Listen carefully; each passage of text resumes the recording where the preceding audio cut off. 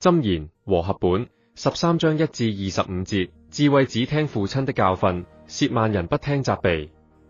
人因口所結的果子，必享美福；奸詐人必遭強暴。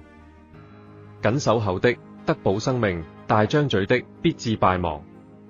懶惰人羨慕，卻無所得；殷勤人必得豐裕。義人恨惡謊言，惡人有臭名，且自慚愧。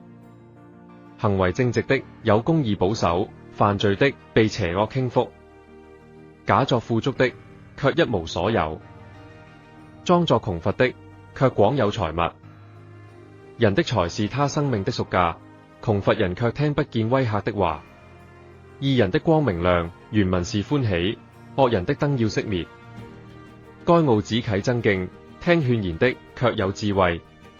不勞而得之財必然消耗，勤勞積蓄的必見加增。所盼望的遲延未得，令人心憂；所願意的臨到，卻是生命樹。藐視訓言的自取滅亡，敬畏誡命的必得善報。智慧人的法則或譯指教，是生命的泉源，可以使人離開死亡的網羅。美好的聰明使人蒙恩，奸詐人的道路崎嶇難行。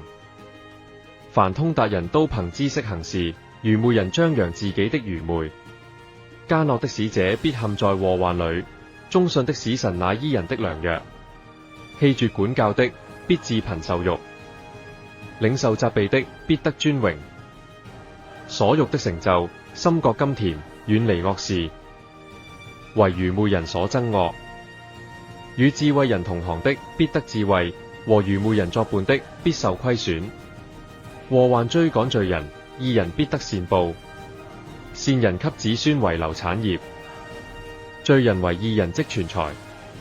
窮人耕種多得糧食，但因不義有消滅的。不忍用杖打兒子的，是恨惡他；痛愛兒子的，隨時管教。義人吃得飽足，惡人肚腹缺糧。